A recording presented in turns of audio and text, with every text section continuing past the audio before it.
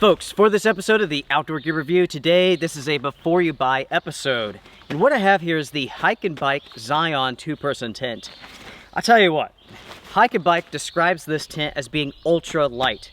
They're full of crap. This thing is over 6 pounds. This is one heavy, substantial tent. Anyways, now that I've mentioned that, let's go ahead and focus on the setup process of this tent. That is what a before you buy episode is all about. It is about the setup process.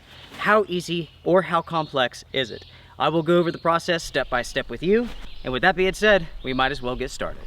To start off, everyone, let's do a component breakdown. This tent comes with a footprint. And with this setup, we will use it. So here is the footprint. Poles, stakes, we have the green fly, and we have the body. We also have a gear loft. To start with the setup process, let's go ahead and get out the ground sheet. That's not a good sign. This pool just broke. Okay. Lay the ground sheet on the ground, then take the tent body and lay it on top of the ground sheet, getting the orientation that you want. At this point, grab 4 tent stakes and go ahead and loosely stake out the corners of this tent. Next, everyone, we want to move on to this center broke as well. Okay, so that's 2 broken pools within like 3 minutes. As I was saying, it's time to move on to the poles. Or I should say pole. One large spider pole. Now folks, with this pole, it is exactly the same on both ends. So it doesn't matter which way that you place this pole. So go ahead, take the pole and lay it over the body. With the pole over the body, it's time to insert the pole ends into the grommets in each of the corners.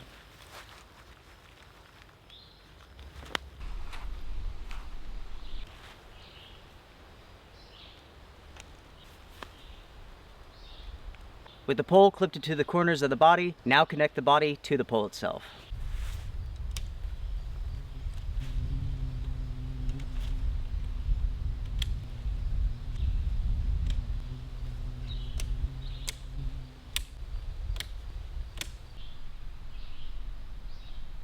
I want you all to focus on this short pole that is attached here. You can see how it rotates. It rotates this way and also this way. It could spin all the way around, right? Before you clip the body to the pole, make sure that this small pole is on top, not below. This is going to give you the best pitch possible. So let's take this small pole. Here on the sides, you have grommets. Clip the pole into those grommets, just like so. And now we can make some adjustments to the stakeout points that we've done already. Pull everything nice and taut, which is easier to do now than with the fly on here. You can see through the mesh to the tent body floor and see when you have a good pitch. Now it's time to move on to the fly, everyone. Because this tent has 2 doors, it really doesn't matter the way that you throw the fly on. It will work in just about every single way. So go ahead, take the fly, throw it over the body.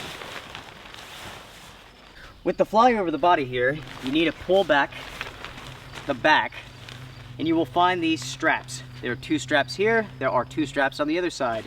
With these straps, they need to be tied above the very first clip on the body.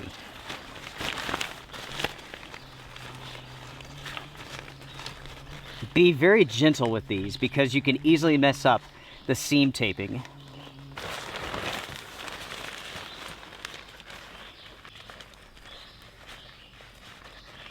With most tents, you will have a tie-off point at the center that goes around the poles to make the tent extra secure. That is not the case with this one. You have the 2 tie-offs, which I've shown you, and then on this side you have 2 for these poles. That's it. These really are a pain, and in fact, I've never really liked them. Most companies are going away from this because it becomes a weak point for the seam sealing. The greatest chance of leaking for this fly comes with these tie-off points. Once you have the fly tied to the pole, go ahead and clip in the corners of the fly and the body.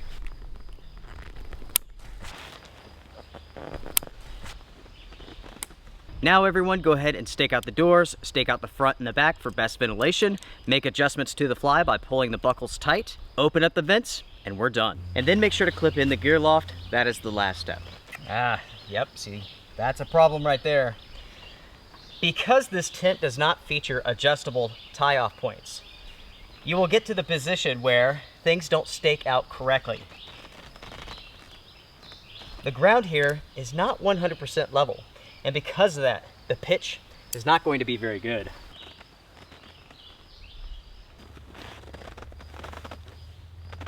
Go ahead now, make any final adjustments that you need to.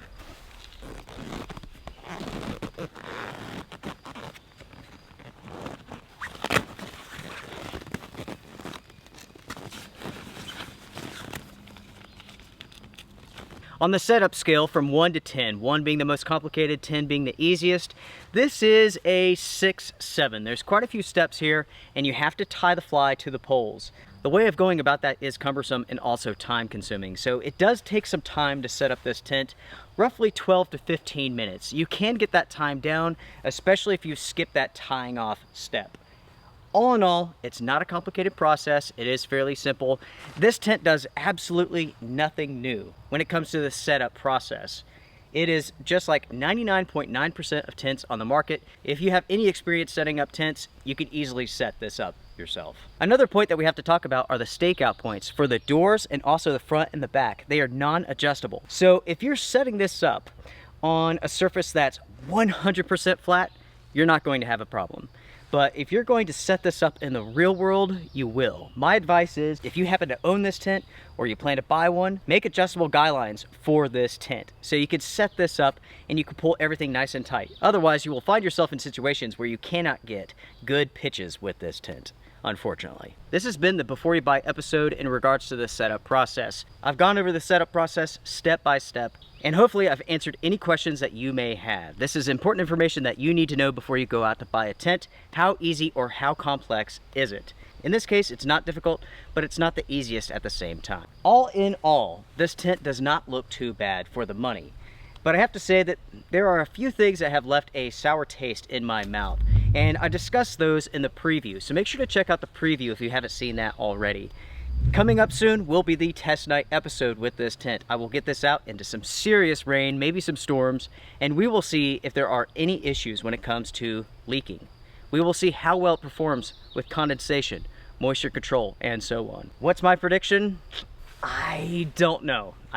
This company has left a little bit of a negative impression with me. The fact that the company tries to sell this off as being a uniquely designed tent that's ultra light, yeah, that's I don't know. That's a little bit bothersome to me. And the fact that 2 storage bags have already torn up, it's not looking good. But we shall see. We will let the product speak for itself. But make sure to comment down below, share your thoughts about this tent, and also about the company, Hyke and Byke. Everyone, take care, strength and honor, hit the thumbs up, the like button, it does help. I will see you all around soon. Bye, folks.